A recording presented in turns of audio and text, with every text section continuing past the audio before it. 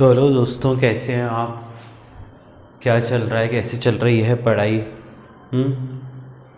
Fluids के बाकी 3 lectures आपने देख लिए, तो आज हम लोग चालू करते हैं फ्लूइड्स का नेक्स्ट लेक्चर जो है। बेसिकली हमने बॉयंसी कंप्लीट किया है, बॉयंट फोर्स कंप्लीट किया है, उसके ऊपर काफ़ी सारे सम्स मैंने आपको करवाए, उसके काफ़ी सारे सम्स के बारे में मैंने आपको बताया है। तो आज थोड़ा सा कैमरा एक बार मैं ठीक कर लूँ। ओके, सो आज हम लोग पढ़ेंगे एक्सेलरेटिंग फ्लूइड के बारे में। एक्सेलरेटिंग फ्लूइड नहीं होता है, acceleration of vessel of fluid, vessel containing fluid बोल सकते हैं हम लोग, ठीक है। वेसल कंटेनिंग फ्लूइड बहुत ही सिंपल है कंसेप्ट, ध्यान से सुनना।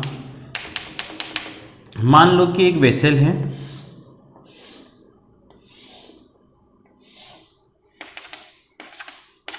जिसमें कोई फ्लूइड भरा हुआ है, ठीक है। भरा हुआ है तो भरा हुआ है, अच्छी बात है। अभी फ्लूइड में अगर मैं कोई भी एक पार्टिकल पकड़ूं, ये सरफेस का, ध्यान से सुनना, यही कंसेप्ट है, बस फिर कंसेप्ट लगाते हुए आगे बढ़ना है। मान लीजिए ये फ्लूइड का एक पार्टिकल है, ठीक है। इस फ्लूइड के पार्टिकल का कुछ वेट होगा, डेफिनेटली होगा, कम या ज्यादा वेट तो होगा। उसका बैलेंस कौन कर रहा है? बाकी का पानी, ऑब्वियस सी बात है। तो फिर और अलोंग द सरफेस कोई फोर्स है क्या? फोर्स अलोंग द सरफेस,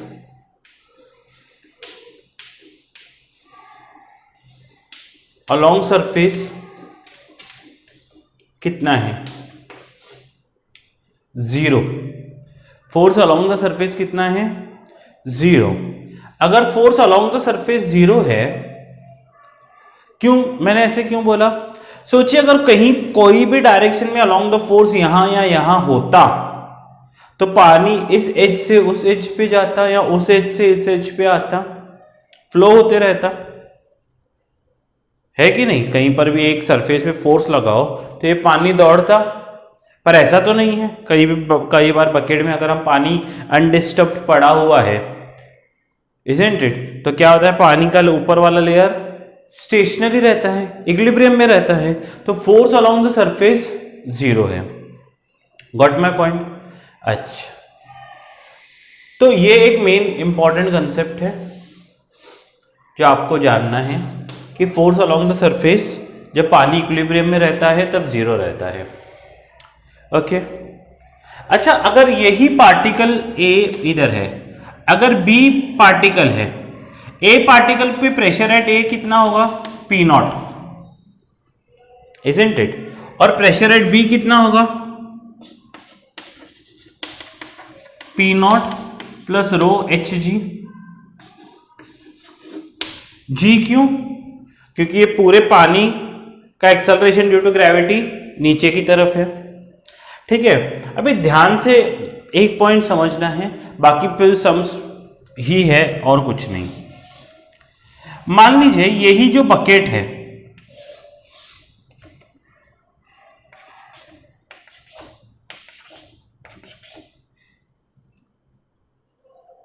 यही बकेट को पानी उतना ही है, ये बी पॉइंट था, इसको मैं ए एक्सेलरेशन से ऊपर ले गया।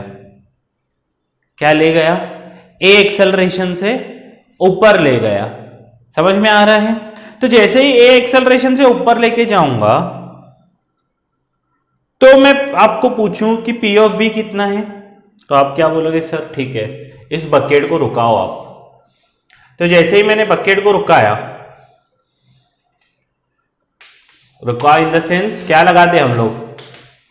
सिडो फोर्स। सिडो फोर्स कहां लगेगा? नीचे की तरफ। सिडो एक्सेलरेशन फॉर बी नीचे की तरफ लगेगा, इजंट इट? और सिडो एक्सेलरेशन नीचे ऑपोजिट डायरेक्शन में लगता है, तो P ऑफ B, अभी मैं क्या लिखूंगा? P of A plus rho H g plus a, क्योंकि ए एक्सेलरेशन एक्स्ट्रा आ गया। समझ में आया? A is acceleration, extra acceleration. समझ में आया? वैसे ही अगर मैं ये बकेट को क्या करूं, ए एक्सेलरेशन से नीचे फेंकूं, इजंट इट? अगर यही जो एक्सेलरेशन है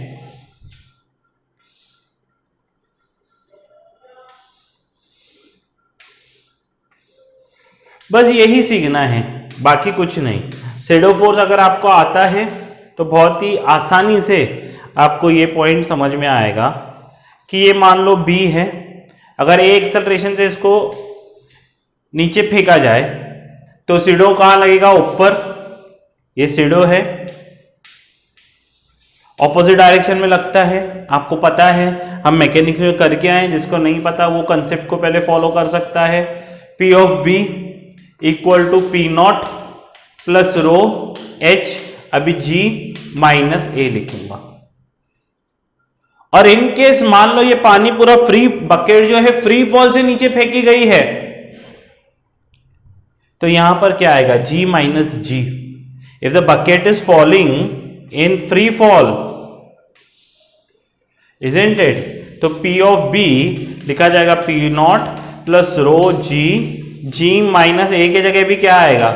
G, तो P not plus rho H G 0, तो P नॉट ही यहां पर प्रेशर एग्जर्ट होगा। बहुत ही इंपॉर्टेंट पॉइंट है ये। अगर कोई भी बकेट फ्री फॉल से फ्री फॉल करवाया जाए उससे, तो वो क्या होता है, ऐसे पूरा यानी वेटलेस कंडीशन हो जाती है। आपने मैकेनिक्स में भी सेम चीज पढ़ी है। अगर बॉडी और ये फ्री फॉल में होते हैं तो they do not exert force on each other, isn't it? पानी भी उससे ही गिर रहा है। तो सिंपल वर्टिकल डायरेक्शन में अगर एक्सेलरेशन हो तो ऊपर जा रहा है बॉडी तो नीचे लगाना है, तो G प्लस A, नीचे जा रहा है बॉडी तो ऊपर लगाना है एक्सेलरेशन। फ्री फॉल है तो ऊपर वाला और नीचे वाला प्रेशर दोनों सेम हो जाएंगे।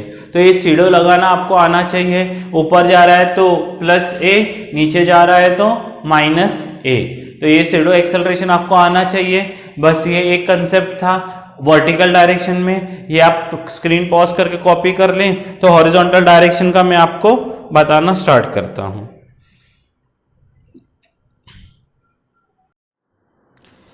आइए आगे हम पढ़ते हैं। ये तो हॉरिजॉन्टल एक्सेलरेशन के बारे में मैंने आपको बताया। मान लीजिए कि यही बकेट है,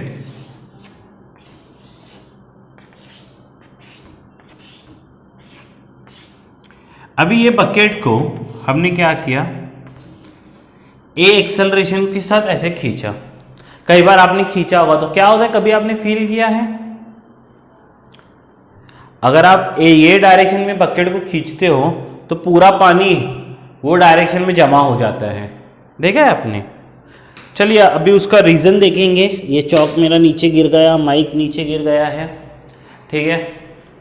याद आया तो मैं एडिट करूँगा, नहीं तो ठीक है, क्या करेंगे, ठीक है। तो बहुत सारी मुश्किलों का सामना मुझे करना पड़ता है। तो एक्सेलरेशन ये है, ठीक है। अच्छा, अच्छी बात है। तो ये ऐसी चीज़ें होनी चाहिए तो आपको नेचुरल लगेगा, नहीं कि हाँ सर सही में सिखा रहे। नहीं तो एडिट में क्या है, सब परफेक्शन परफेक्शन है कि नहीं। मार्क्स छोड़ के बाकी सब परफेक्शन होना चाहिए, है कि नहीं आपको। हाँ, तो पानी पूरा क्या हो जाएगा, ऐसा हो जाएगा। ऐसा क्यों होगा सोचिए। अगर बकेट को ऐसे एक्सेलरेशन से खींचेंगे तो अगर रेस्ट पे रखूंगा तो सीडो कहां लगेगा, पीछे। सीडो लगेगा पीछे, तो सरफेस के अलोंग एक फोर्स आ गया, छोटा सा डीएमए, छोटा सा फोर्स आ गया जो उसको उस तरफ लेके जाएगा डीएमए। पर फोर्स अलोंग द सरफेस तो जीरो होना चाहिए, नहीं तो ये जो पार्टिकल है धीरे धीरे एच की तरफ जाएगा। पर हमने देखा है कि पानी सिर्फ ऐसे होता है, पार्टिकल्स। अगर कोई भी बॉल आप बीच में रखोगे और उसको खींचोगे तो क्या होगा, बॉल उधर ही रहेगा, खाली पानी एक दफा यानी साइड में जमा हो जाएगा, इजंट इट। तो होता क्या है कि ये जो सरफेस है ये ऐसे थीटा एंगल पे हो जाती है। रीजन सिंपल है कि ये पार्टिकल यहां से डिसलॉज नहीं होता है। वो क्या करते हैं, ये पार्टिकल है जिसका मास डीएम है, ठीक है, ये पार्टिकल डीएम है, इसको सीडो कहां लगा है, अभी ऐसे लग रहा है डीएमए, ठीक है, छोटा सा मास एम है, एक्सेलरेशन ए है, उस तरफ लग रहा है, और सरफेस ऐसे हो गई है, इजंट इट? थोड़ा सा डार्क कर लेता हूं मैं, और वेट अभी भी कहां लग रहा है, नीचे। ये इतना ऐसे टेढ़ा हो जाता है कि force along this should be, surface should be zero, नहीं तो ये पार्टिकल धीरे धीरे एज की तरफ चला जाएगा, isn't it? Is horizontal force के कारण। तो उसको कैंसिल करने के लिए पूरी प्रक्रिया चल रही है। सोचिए अगर ये एंगल थीटा है तो कोरस्पॉन्डिंग एंगल से ये भी थीटा होगा, अगर ये थीटा यानी यहां पर थीटा है। सोचिए इसके दो कंपोनेंट्स, एक क्या होगा सरफेस के अलोंग डीएमए होगा, डीएमए कॉस थीटा, एक जो है ऐसा कंपोनेंट आएगा डीएमए थीटा को चिपक के कॉस थीटा, और इसके perpendicular DMA sine theta, isn't it? तो ये थीटा है तो ये 90 माइनस थीटा होगा, तो ये थीटा होगा, इजंट इट? ये थीटा होगा।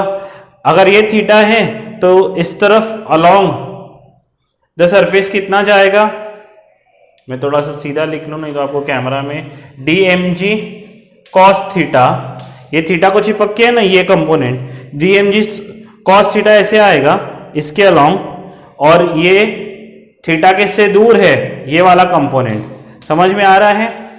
तो ये आएगा d m g sine theta, समझ में आया? पहला फोर्स था डीएमए, ये थीटा था, ये थीटा पकड़ा है मैंने, तो ये थीटा मैंने पकड़ा है कि एंगल जो सरफेस है वो पूरा थीटा से टेढ़ा हो जाएगा, और होता भी है लॉजिकली, ताकि ये फोर्स दोनों एक दूसरे को बैलेंस हो जाए। तो डीएमए था तो DMA cos theta, DMA sine theta, तो अगर ये थीटा है तो ये 90 माइनस थीटा होगा, और ये थीटा, फिजिक्स में दो ही एंगल होते हैं, थीटा या 90 माइनस थीटा। तो ये डीएमजी नीचे है तो थीटा को चिपक के तो डीएमजी इसके अलोंग आएगा, परपेंडिकुलर के अलोंग, और सरफेस के अलोंग थीटा से दूर है तो साइन थीटा। तो force along the surface is zero, यानी डीएमए कॉस थीटा ये इतना टेढ़ा हो जाता है कि डीएमए कॉस थीटा और डीएमए साइन थीटा दोनों एक दूसरे को इक्वल हो जाए, डीएम जी ना, डीएम ये दोनों फोर्सेस इक्वल हो जाए, तो डीएम ने डीएम को मार दिया, इजंट इट? तो ये ए बाय जी लाएंगे तो क्या हो जाएगा, sine theta by cos theta हो जाएगा। तो टेन थीटा, ये बहुत ही इंपॉर्टेंट डेरिवेशन है, वो क्या आती है, ए बाय जी। तो ये कितना टेढ़ा हो जाता है, टेढ़ा होता है 101% होता है। लॉजिकली आपने भी देखा होगा, कभी भी बकेट आप खींच के लेके जाओगे तो ये क्या होता है, ए बाय जी आ जाता है। तो ये टेढ़ा हो जाता है ताकि फोर्स, ये दोनों फोर्स एक दूसरे को, यानी मास का साइन कंपोनेंट और सीडो फोर्स का कॉस कंपोनेंट एक दूसरे को कैंसिल करें, नहीं तो ये पार्टिकल उस एज की तरफ चले जाएगा। ऐसा कभी भी जो है सरफेस डिस्टर्ब नहीं होती है, सरफेस एक ही लेयर की होती है। तो tan theta equal to a by g होता है। तो ये बहुत इंपॉर्टेंट पॉइंट है, आप स्क्रीन पॉज करके लिख सकते हैं। देखिए यहाँ पर मैं चालू कर रहा था सिखाना, स्क्रीन चालू ही नहीं की थी मैंने रिकॉर्डिंग। मान लो जी ये बकेट है, इसको ये एक्सेलरेशन से खींचा गया है, तो ये पानी का लेवल जो है वो क्या हो जाएगा, वो ऐसा हो जाएगा। सही बात है। अगर पानी का लेवल ऐसा हो गया तो यहां से एल लेंथ पर एक पॉइंट था, बरोबर है। अभी इस पॉइंट पे ये मान लीजिए पानी का लेवल ऊपर गया, ये एच हो गया है, ठीक है। इस ए पॉइंट पे हमको प्रेशर निकालना है, इस ए पॉइंट पे हमको प्रेशर निकालना है। ए पॉइंट से इसको ऐसे खींचा जा रहा है, ये एच पॉइंट लेवल के नीचे है, तो इसको प्रेशर निकालना है।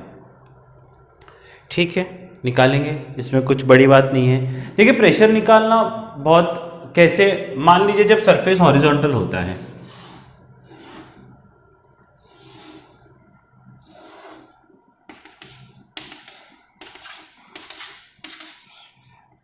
इस पॉइंट पे अगर प्रेशर निकालना हो तो आप कैसे निकालते हैं, P not plus row ji H.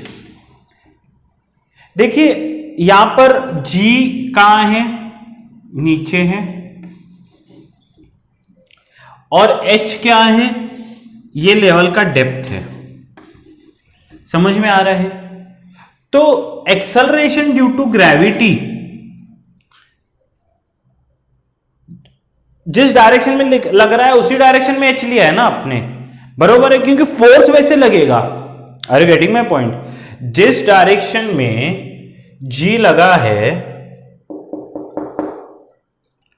उसी डायरेक्शन में आप एच लोगे, क्योंकि फोर्स उस डायरेक्शन में लग रहा है ना, इसलिए एच हम हॉरिजॉन्टल में वैसे ले रहे हैं। अभी इस पर्टिकुलर पॉइंट में जहां पर ए पॉइंट पे, थोड़ा सा मैं इसको ऐसे कर लेता हूं, ए पॉइंट पे अगर हमको एक्सेलरेशन निकालना है तो ए पॉइंट का एक्सेलरेशन निकालने के लिए प्रॉब्लम ये है कि हमको पहले नेट एक्सेलरेशन की डायरेक्शन देखनी पड़ेगी। यहां पर वेट ऊपर वाला बॉडी लगा रहा है, इजंट इट? सरफेस से एच हमने जिस डायरेक्शन में जी था उसी डायरेक्शन में एच को लिया है, इजंट इट? अच्छा, अभी मैं क्या करता हूं, पहले तो आपके सामने ये सरफेस बनाता हूं, इजंट इट? ये जस्ट इसके अबाव वाला पॉइंट मान लीजिए, इसको मैं ए डैश मानता हूं। ये ए था हमारा एल लेंथ पे,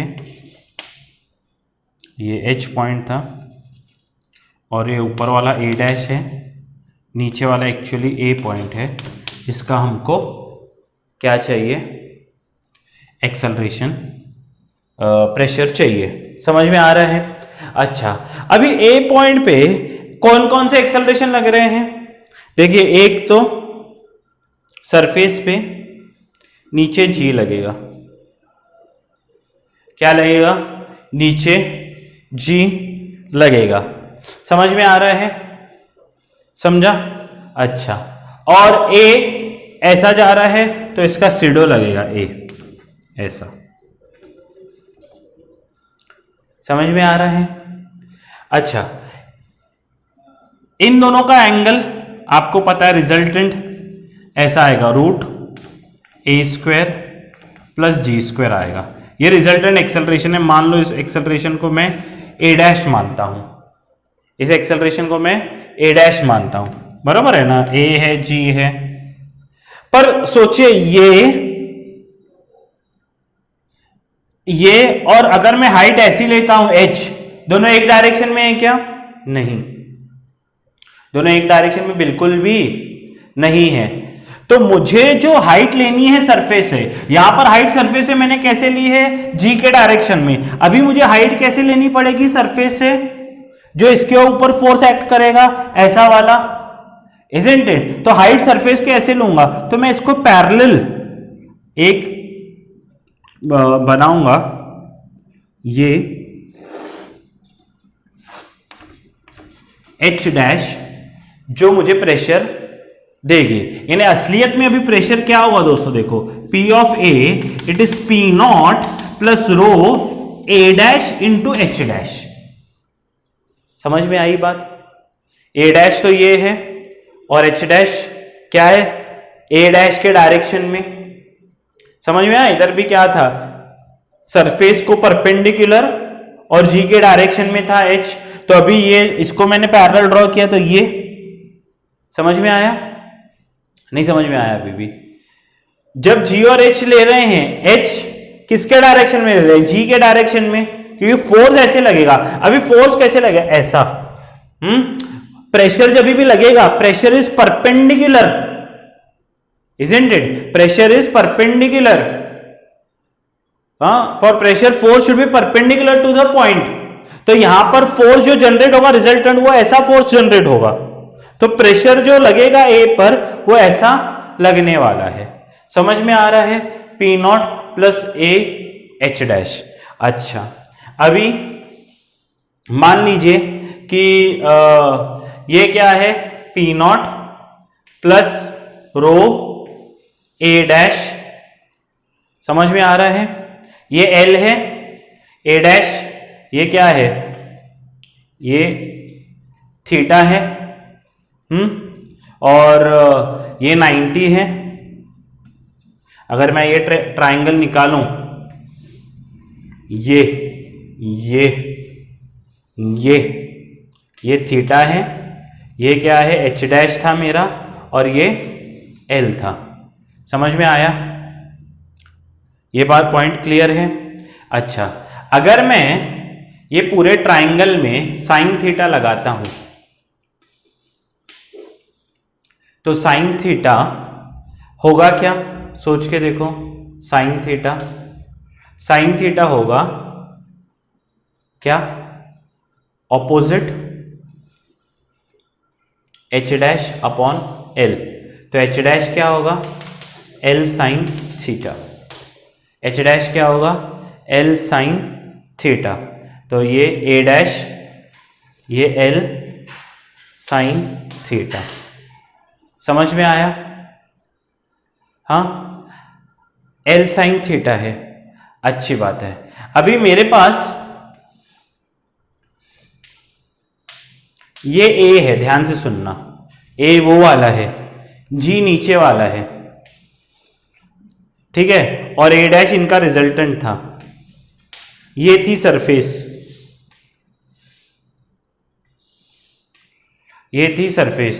ये एंगल कितना है? थीटा है, ठीक है। तो ये क्या होगा?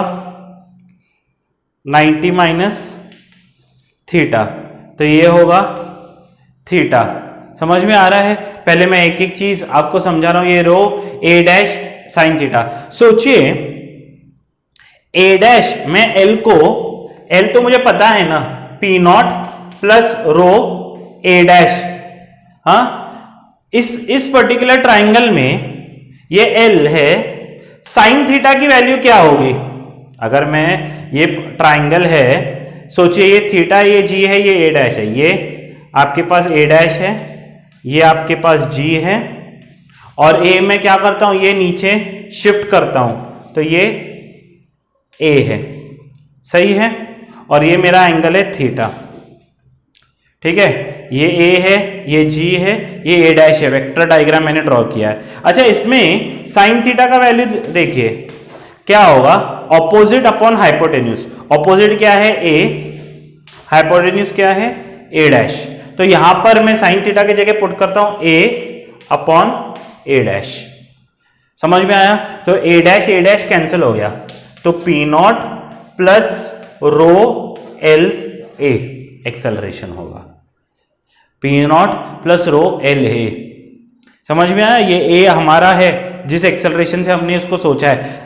तो देखिए, ध्यान से सुनिए, जब जी लग रहा था इस डायरेक्शन में, स्टार्टिंग पॉइंट ये था, जी नीचे की तरफ था, तो स्टार्टिंग पॉइंट से लेकर एच, हम जहां पॉइंट है वहां तक आए, जी इंटू एच ट्रेवल करके आए। यहां पर स्टार्टिंग पॉइंट एक्सेलरेशन का ये होगा, ठीक है। ट्रैवल करके कितना है? एल, याद ऐसे रखना है। सीडो एक्सेलरेशन इस डायरेक्शन में लगेगा ना। स्टार्टिंग पॉइंट ये है, पानी के लिए तो एक्सेलरेशन पीछे की तरफ है ए, तो यहां से एल चल के आए तो रो एल ए।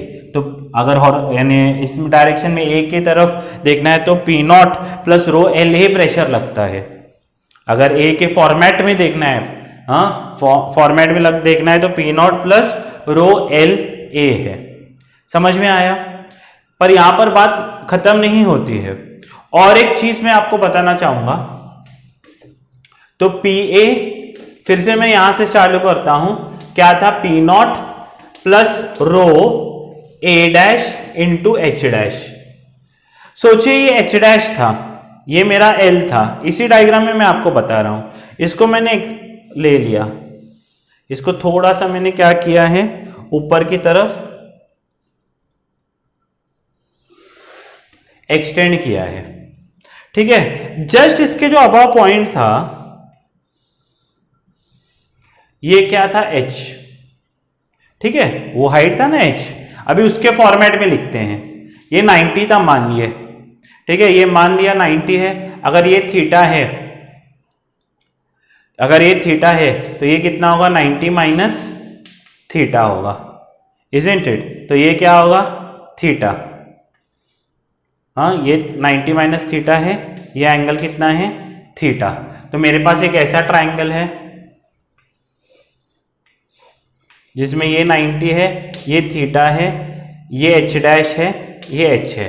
तो क्या लगाऊंगा, cos theta is equal to, cos theta equal to adjacent side कौन सा है, h डैश, सही है ना, एडजेसेंट साइड कौन सा है, h डैश अपॉन h। तो h डैश की वैल्यू क्या आ गई, h cos थीटा। तो मैं यहां पुट करता हूं P not plus b sorry rho a dash, h dash की वैल्यू क्या आ गई, h cos थीटा। समझ में आ रहा है, h cos थीटा। हमारे पास दो डायग्राम है, एक हाइट का और एक ये, और इसमें cos थीटा की वैल्यू निकालो। cos theta adjacent side g है, एडजेसेंट साइड g है, समझ में आया। तो एडजेसेंट साइड g है तो g अपॉन हाइपोटेन्यूज, अगर ये 90 है ना, हाइपोटेन्यूज यहाँ a डैश है, तो cos थीटा की वैल्यू क्या हो जाएगी, P not plus row a dash h और ये g बाय a डैश। तो a डैश ने a डैश को मार दिया, तो P not plus row H G pressure होगा। सोचिए, अगर मैं g के डायरेक्शन में देख रहा हूं, g के डायरेक्शन, तो g के अलोंग ही हाइट लेनी है। जिस तरह का जो एक्सेलरेशन आप लोगे उस तरह का ही डिस्टेंस सरफेस से आपको लेना पड़ेगा। प्रेशर, ये प्रेशर P पे तो एक ही प्रेशर लग रहा है, पर लिखने के तरीके तीन हैं। एक है PA, ये क्या होगा, P नॉट प्लस G कौन से डायरेक्शन में लग रहा है, नीचे, तो हाइट भी उसकी ऐसे अलोंग h लेंगे, तो क्या होगा, रो जी h, सरफेस से distance. What is h, it's the distance from the surface, उस डायरेक्शन में ही लेना है। दूसरा चीज, मान लीजिए P नॉट, अगर A ऐसा जा रहा है तो पानी पे A कैसे लगेगा, ऐसा, समझ में आ रहा है, पानी पे A कैसे लगेगा, रिवर्स डायरेक्शन में। तो ट्रैवल कितना किए पॉइंट के लिए, L, तो इसको लिखेंगे रो ए एल। तीसरा पॉइंट P नॉट, अगर मैं दोनों एक्सेलरेशन का रिजल्टेंट लूं तो रिजल्टेंट क्या है, A डैश है, तो और ट्रैवल कितना किए सरफेस से, फिर along A dash H dash, तो ये लिखा जाएगा रो A डैश H डैश। समझ में आ रहा है। तो ये बहुत ही इंपॉर्टेंट कंसेप्ट है जो मैंने आपको बताया है। आई होप आपको समझ में आया, नहीं समझ में आया तो एक बार रिवर्स करके देख लेना, पर बहुत ही इंपॉर्टेंट कंसेप्ट है जो आपको आना चाहिए, समझा। स्क्रीन पॉज करके लिख सकते हैं।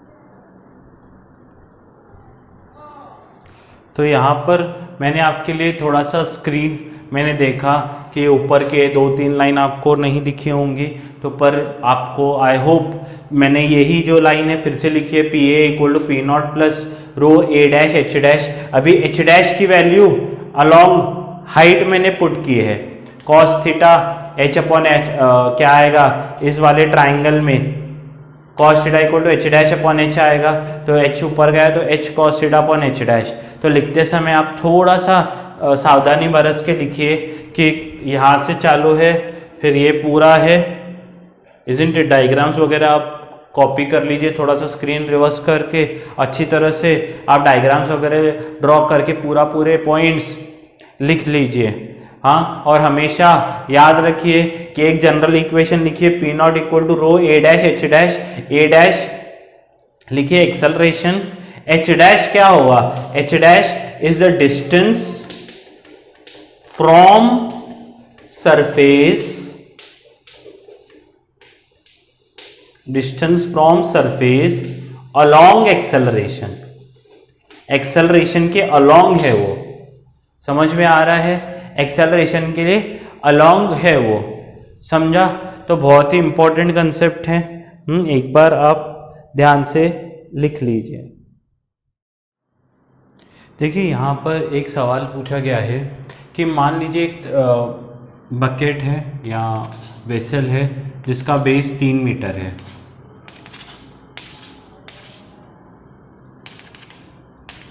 और वो पूरा रिम तक पानी के साथ भरा हुआ है, एकदम सरफेस तक पानी तक के साथ भरा हुआ है। अभी मैं क्या करता हूँ, इसको मान लीजिए कि ए एक्सेलरेशन, मान लीजिए ए कितना लें,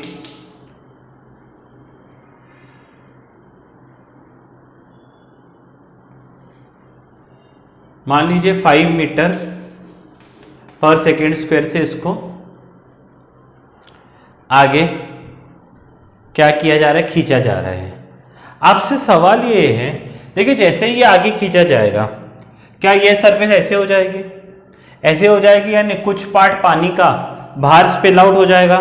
तो क्वेश्चन वही है, फाइंड अमाउंट ऑफ वाटर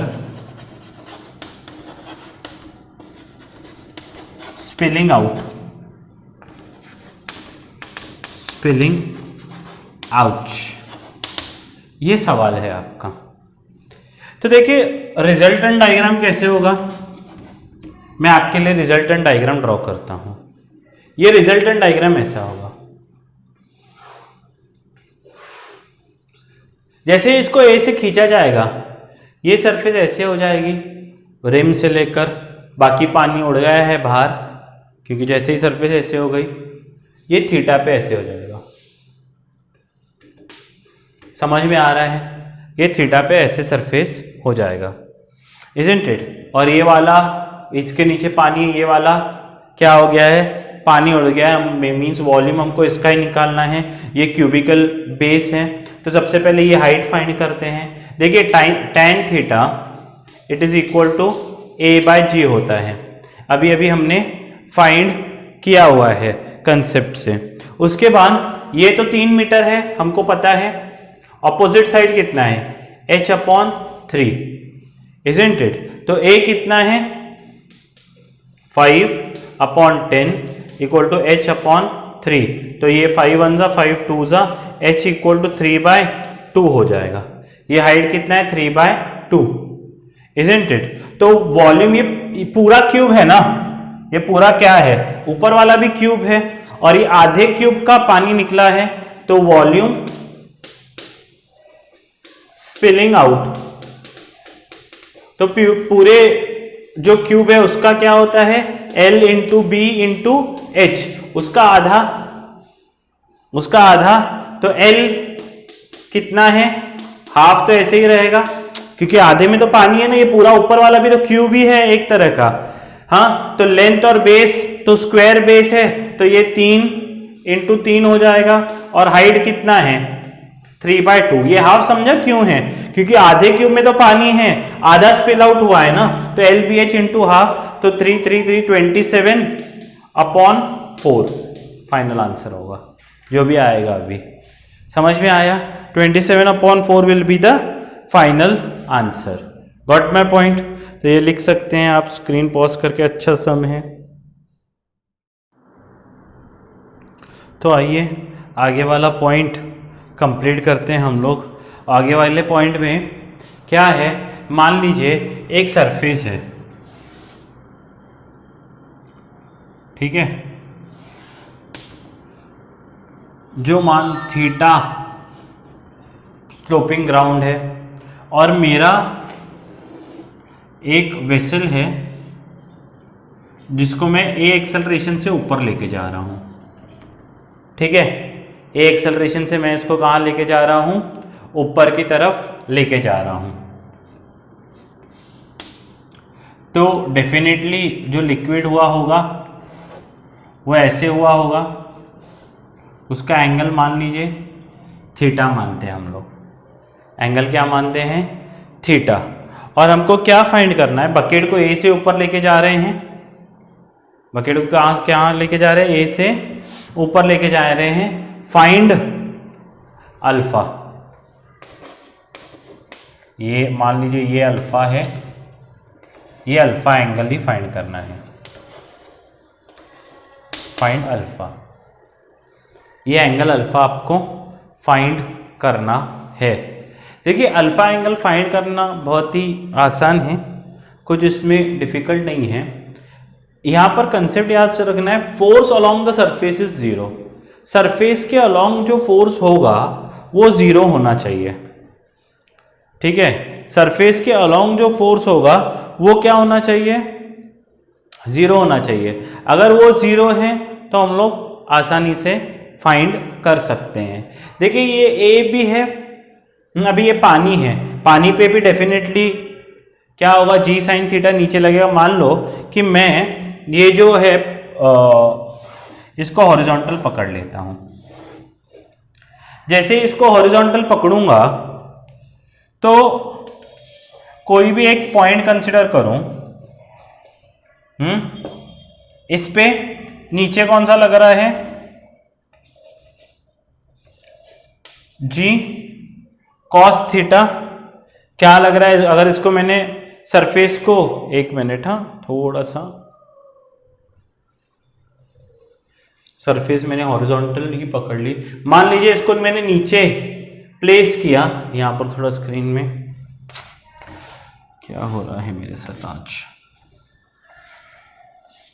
ये ऐसा हो गया, मैंने इसको सीधा कर लिया, मान लीजिए ये थीटा एंगल के साथ।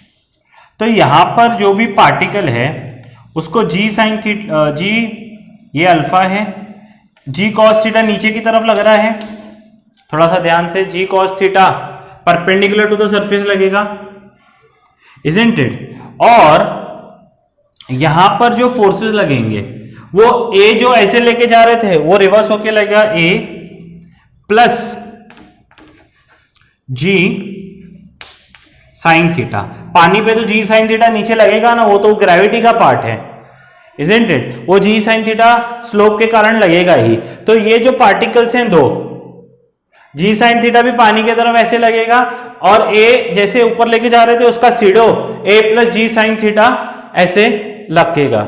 समझ में आ रहा है? बस अभी force along the surface zero चाहिए। मान लीजिए इसका मास m है, ठीक है, तो इसके कारण ये अल्फा है तो ये भी अल्फा होगा पहले जैसे, तो क्या होगा, m a plus g sine theta का cos component, cos alpha should be equal to m। ये अगर मान लीजिए ये अल्फा है, ये 90 है, तो ये एंगल कितना होगा, 90 माइनस अल्फा जी का, ये अल्फा ये 90 है तो ये कितना एंगल होगा, आप डायग्राम ड्रॉ कीजिए तो आपको समझ में आएगा, ये होगा 90 माइनस अल्फा, इजंट इट। तो जी को इसके अलोंग लेके जाएंगे तो ये होगा m g cos 90 minus alpha, तो m ने m को मार दिया, isn't it. Cos 90 minus alpha क्या होगा, cos 90 minus alpha sine alpha, तो ये इस साइड आया तो a plus g sine theta upon g equal to sine alpha upon cos alpha tan alpha. तो टैन अल्फा निकल आएगा, अल्फा ही तो हमको चाहिए। तो अगर स्लोपिंग ग्राउंड पे हमको देखना है कितना है, तो a plus g theta upon g, ये आपको फॉर्मूला याद होना चाहिए। समझ में आया? तो बहुत ही आसान कॉन्सेप्ट था, इसमें भी वही यूज किया हमने, force along the surface is zero. आप स्क्रीन पॉज करके लिख सकते हैं। अभी यहां पर ध्यान दीजिए, एक क्या था, ऐसे you tube type, you tube नहीं बोलेंगे, ऐसे टाइप का कुछ ट्यूब था, समझ में आ रहा है? अच्छा, ये दोनों ऊपर तक पानी तक भरे थे, पानी से पूरे पूरे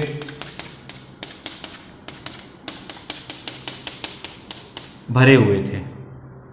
इसका लेंथ H2H लेंथ था L, समझ में आया? अभी मैं इसको ए एक्सेलरेशन से आगे लेके जा रहा हूं। ए एक्सेलरेशन से क्या लेके जा रहा हूं? आगे लेके जाऊंगा तो क्या होगा? सोचिए, फिर से होगा ये। मान लीजिए, इसको ऐसे मत देखिए, अपनी आंखों में ये पूरा पहले जैसे ट्यूब देखिए।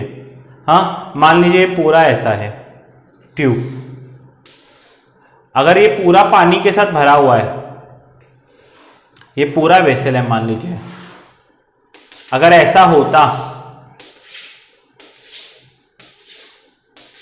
तो क्या होगा?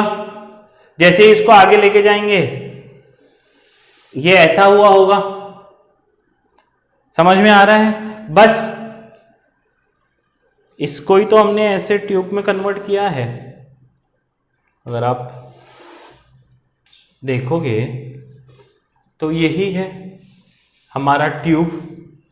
हाँ, थोड़ा सा मैं, हाँ, अगर इसको पूरे को इमेजिन करो तो यही है हमारा ट्यूब।